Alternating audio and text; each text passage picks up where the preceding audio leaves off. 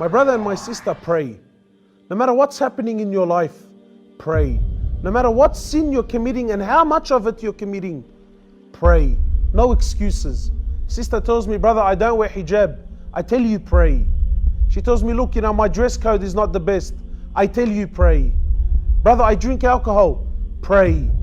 Brother tells me, I sell drugs. Pray. I take drugs. Pray. I have a girlfriend and I'm sleeping with her. I tell you, pray. No matter what's happening in your life, pray. But brother, how can I be committing all of these sins and pray? That's disrespectful, or that makes me a hypocrite. I tell you, no. That's why we pray. Because we're not perfect. We're sinners.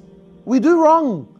Pray. Allah says the prayer will take you away from sin. Pray. Sometimes people say, look, let me straighten my life out and inshallah I'm going to start praying. Habibi, you will never straighten anything out if you don't pray.